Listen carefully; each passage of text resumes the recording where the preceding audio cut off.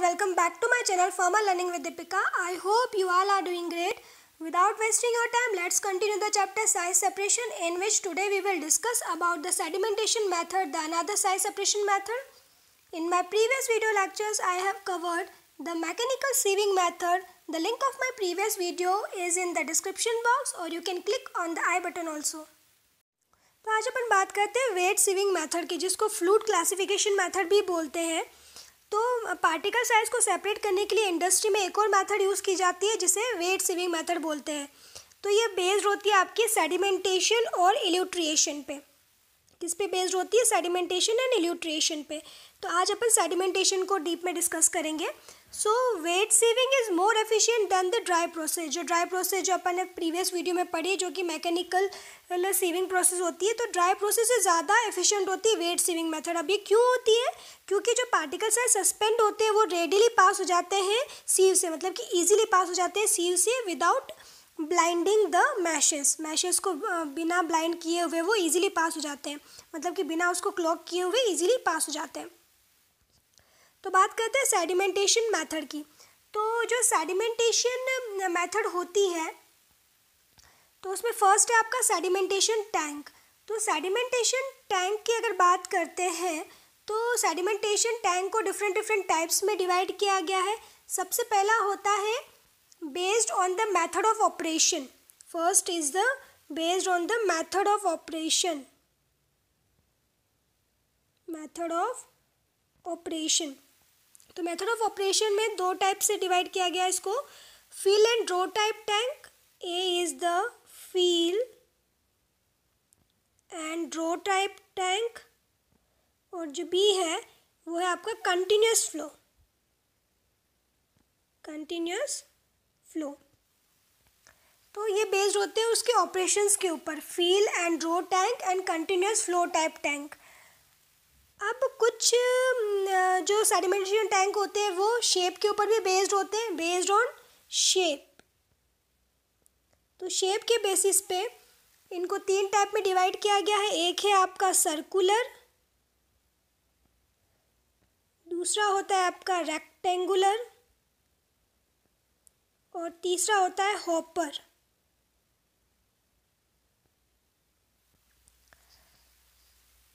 और जो फर्दर डिवाइडेशन है सेडिमेंटेशन टैंक का वो लोकेशन के ऊपर बेस्ड होता है, बेस्ड ऑन द लोकेशन।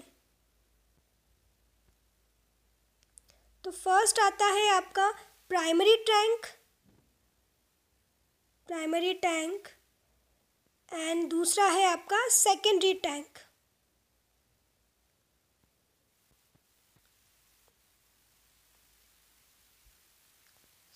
तो अभी फर्स्ट वाला जो अपना feel and draw type sedimentation tank की बात करते हैं।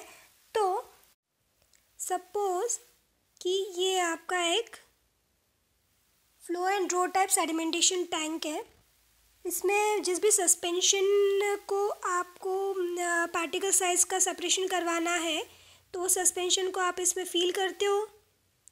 Suppose this is the suspension, इसमें आपने फील करा। फील करने के बाद में 24 आवर्स के लिए इसको एज इट इज़ छोड़ देते हैं। फिर आउटलेट से, जो आउटलेट लगा हुआ है, आउटलेट से आपको वाटर को डिस्चार्ज करना है। 24 आवर्स के बाद में वाटर डिस्चार्ज हो जाएगा। फिर जो पार्टिकल सेटल डाउन हुए हैं उनको रिमूव करना रहेगा। तो इसको रिमूव करने के लिए 6 to 12 आवर्स लगते हैं। सो जो कंप्लीट एक्शन होता है ये सेडिमेंटेशन का, उसको 30 to 40 आवर्स लगते हैं। इस टाइप के टैंक में 30 से 40 घंटे में आप पूरी तरीके से सेपरेट कर पाते हो। तो जो फाइन पार्टिकल्स रहते हैं इसमें वो आपके ऊपर रहेंगे, और जो कोरस पार्टिकल रहेंगे वो क्या होंगे? नीचे डिपॉजिट हो जाएंगे ड्यू टू द ग्रेविटी। तो जो बड़े पार्टिकल्स रहेंगे तो वो ग्रेविटी की वजह से जल्दी फॉल होंगे नीचे, हैवी वेट होने के कारण, और जो फाइन पार्टिकल्स रहेंगे वो ऊपर डिपॉजिट हो जाएंगे। तो जो फाइन पार्टिकल्स रहते हैं आपको कलेक्ट करने हैं तो आप ऊपर से कलेक्ट कर सकते हो with the help of tap, और बाद में पंप की हेल्प से जो कोरस पार्टिकल्स हैं उनको रिमूव कर देते हैं। तो एडवांटेजेस क्या होते हैं इसके कि ये बहुत ही सिंपल प्रोसेस है, और डिसएडवांटेजेस में क्या होता है कि ये जो स्मॉल पार्टिकल्स रहते हैं बॉटम में अगर डिपॉजिट हो जाते हैं तो उनको क्लियर नहीं कर पाता है ये ठीक तरीके से, और ये clean split of particle size of the tank at the beginning of the process and so will be removed with the coarse particles. तो ये पूरे क्लीन स्लिट नहीं प्रोवाइड कर पाता है, तो कोरस पार्टिकल के साथ में आपके जो स्मॉल पार्टिकल्स रहते हैं वो भी रिमूव हो जाते हैं। अब बात करते हैं continuous flow type sedimentation tank की। तो continuous flow type sedimentation tank जो रहता है ये इसमें वाटर आपको कंटिन्यूसली फ़्लो करवाना रहता है, जो भी आपका मटेरियल है उसको आपको कंटिन्यूसली फ़्लो करवाना रहता है, उसको रेस्ट में नहीं रखते हैं। तो ये जो फ़्लो की जो वेलोसिटी रहेगी वो कैसी रहेगी, लेस रहती है। फ़्लो की जो वेलोसिटी रहेगी वो कैसी रहेगी, आपकी लेस रहेगी। तो इस फ़्लो के वजह से जो सस्पेंडेड पार्टिकल्स है वो बॉटम में सेपरेट होना स्टार्ट हो जाते हैं। तो ये जो फ़्लो होता है ये फ़्लो आइदर हॉरिजेंटल भी हो सकता है और वर्टिकल भी हो सकता है, दोनों प्रोसेसेस हो सकती है, हॉरिजेंटल भी हो सकता है और वर्टिकल भी हो सकता है। तो अगर हॉरिजेंटल टाइप आपको रखना है तो हॉरिजेंटल सेडिमेंटेशन टैंक यूज़ करना पड़ेगा, जैसे कि यहाँ पर है।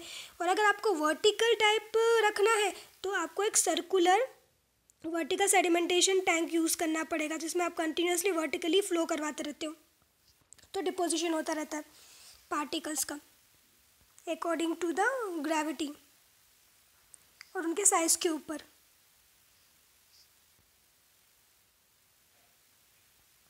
तो ये है आपका हॉरिजॉन्टल सेडिमेंटेशन टैंक।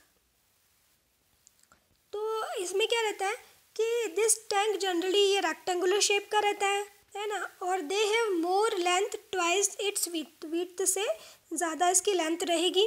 और ये जो सेटल डाउन होने के लिए, क्योंकि विड्थ क्यों ज़्यादा रहेगी, क्योंकि जब भी फ्लो करवाएंगे तो डिस्टेंस ज़्यादा रिक्वायर्ड होती है सस्पेंडेड पार्टिकल्स को, इसलिए इसकी लेंथ को ज़्यादा रखते हैं। जो मैक्सिमम वेलोसिटी रहती है वो कितनी रहती है इसकी, 0.3 मीटर पर सेकेंड, इतनी आपको इसकी वेलोसिटी रखनी है।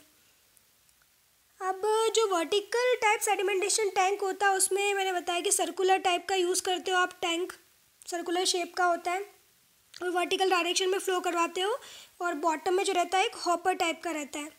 तो इससे आप जो डिपॉजिटेड स्लज है उसको ईजिली कलेक्ट कर सकते हो।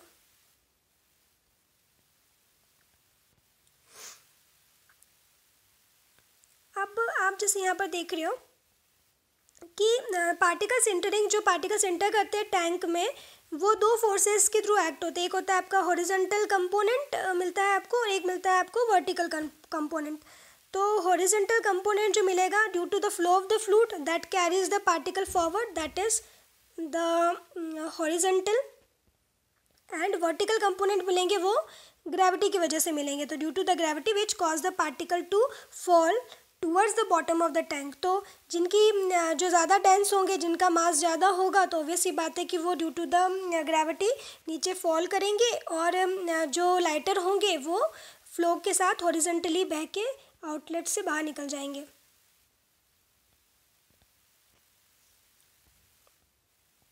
तो कुछ टैंक्स में ऐसा होता है कि पार्टीशंस अरेंज्ड होते हैं on the floor enabling the particle size fractions to be collected continuously. तो कुछ जो टैंक्स होते हैं उसमें पार्टीशंस में डिवाइड कर देते हैं जिससे कि आप अलग अलग लेयर्स को कलेक्ट कर सकते हो। तो इसके एडवांटेजेस क्या होते हैं, ये बहुत ही सिंपल मेथड है, इनएक्सपेंसिव मेथड है, कंटिन्यूस है ऑपरेशन में, और क्लीन सेपरेशन देती है पार्टिकल्स का।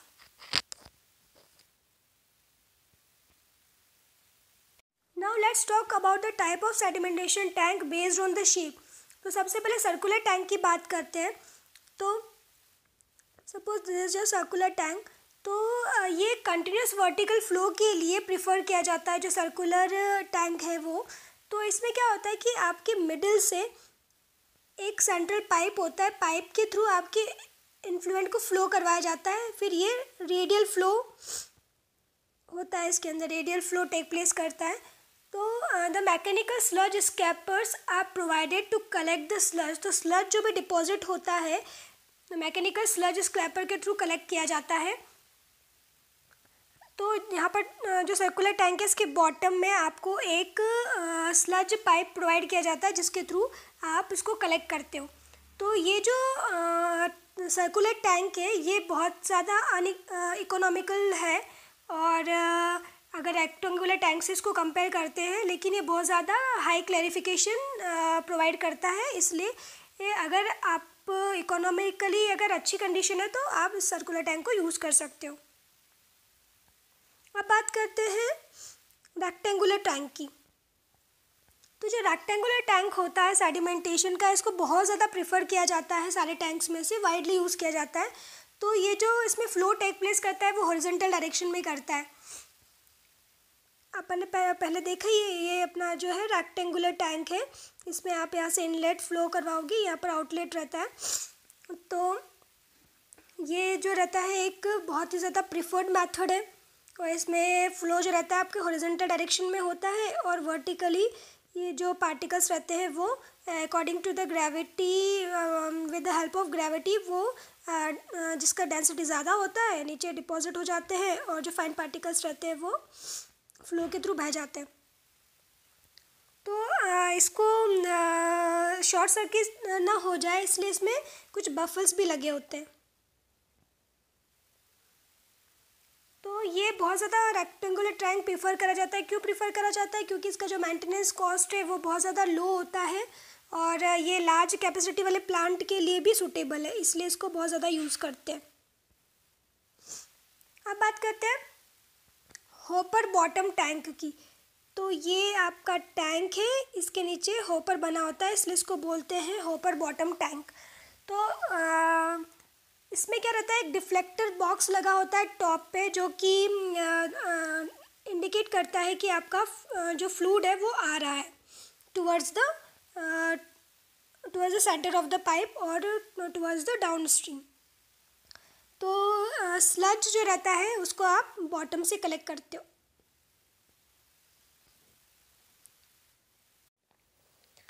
Now let's talk about the types of sedimentation tank based on the location. तो लोकेशन के ऊपर बेस्ड जो होता है, सबसे पहले प्राइमरी सेडिमेंटेशन टैंक की बात करते हैं। तो जो प्राइमरी सेडिमेंटेशन टैंक होता है ये एक नॉर्मल सेडिमेंटेशन टैंक होता है। सपोज़ कि आपके पास में वाटर है, वाटर के अंदर ऑयल का मिक्सचर है या फिर कुछ जो अनवांटेड पार्टिकल्स है उसका मिक्सचर है, तो उसको अगर आपको सेपरेट करना हो तो आप कैसे सेपरेट करोगे? तो ये आपका प्राइमरी एक सेडिमेंटेशन टैंक है। इस टैंक में आपने वाटर को फिल कर दिया with lots of dirt and oil. तो कुछ टाइम बाद आप देखते हो तो जो ऑयल रहेगा वो आपका सरफेस पे आ जाएगा, और बाकी जो भी स्लज रहेगा वो नीचे डिपॉजिट हो जाएगा। तो नीचे से आप स्लज को कलेक्ट कर सकते हो और ऊपर से वाटर को रिमूव कर सकते हो। तो ये प्राइमरी सेडिमेंटेशन प्रोसेस होती है वेस्ट वाटर की। अब इसके बाद में प्राइमरी सेडिमेंटेशन प्रोसेस के बाद में आप क्या करते हो, इसको डिस्चार्ज करते हो एरोबिक फिल्टर्स पे। वहाँ पर एक्टिवेटेड स्लज प्रोसेस को टेक प्लेस किया जाता है। Next is the secondary sedimentation tank. तो जब इसके बाद में जब आपका एक्टिवेटेड स्लज प्रोसेस हो जाता है वेस्ट वाटर का, तो वो सेकेंडरी सेडिमेंटेशन टैंक में एंटर करता है, जहाँ पर कि पार्टिकल को सस्पेंड किया जाता है विच कंटेन माइक्रोब्स, और उनको रिमूव करा जाता है by aerobic filters. So that is the secondary sedimentation method. तो इसमें बहुत बार एक और मेथड और पूछी जाती है, that is the coagulation method.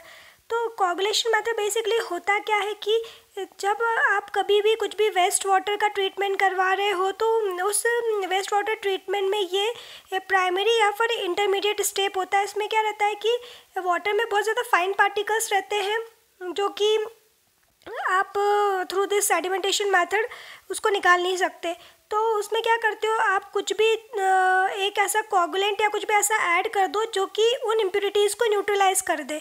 तो न्यूट्रलाइज कर देगा, तो सपोज़ कि आपके वाटर में कुछ नेगेटिव इम्प्योरिटीज़ है, तो आप उसमें पॉजिटिव कुछ भी केमिकल एजेंट ऐड कर दो, तो नेगेटिव पॉजिटिव क्या करेगा, ये न्यूट्रलाइज कर देगा, इनका एक कोगुलेशन फॉर्म हो जाएगा, और वो फिर बॉटम में डिपॉजिट हो जाएंगे और आपको एक प्योर वाटर मिल जाता है।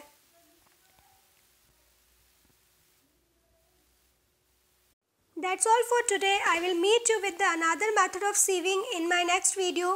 I hope you are liking my videos. If you like my video, then subscribe to my channel and share my videos as much as you can. Thank you guys. Stay safe and healthy. Till then, bye bye. Take care.